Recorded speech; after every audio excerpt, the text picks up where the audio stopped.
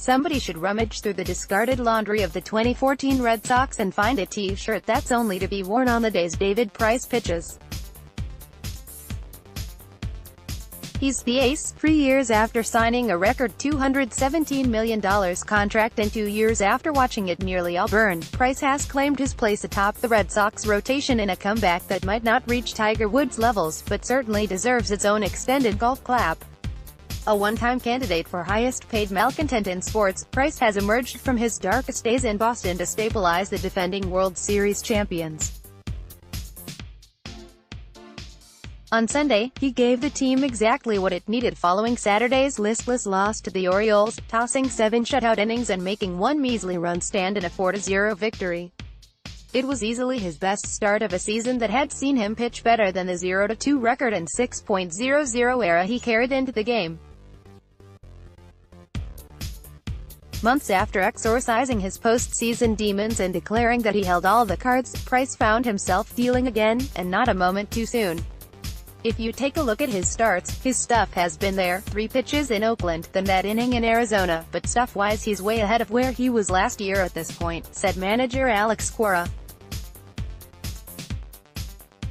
Everybody knew where we were pitching-wise today, and for him to go 7 and give the ball to those last 2 guys, it was very important to us, with ace Chris Sale and former Cy Young Award winner Rick Porcello struggling alongside postseason hero Nathan Eovaldi. The Red Sox rotation had found itself mirroring the disastrous 2014 group that claimed it had 5 aces when in fact it had none.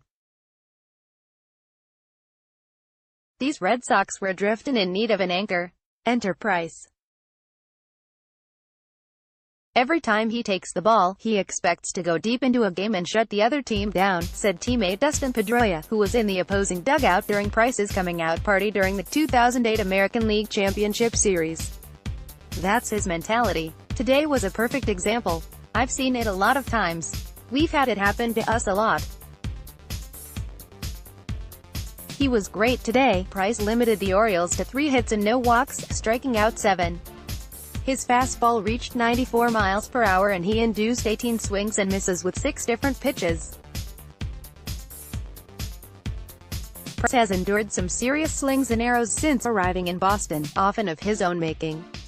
But he was the team's best pitcher down the stretch last season, going 6-1 with a 2.25 ERA after injuries shelved Sale, and then he should have won the World Series MVP award after a narrative-shattering postseason that included a victory in the clincher.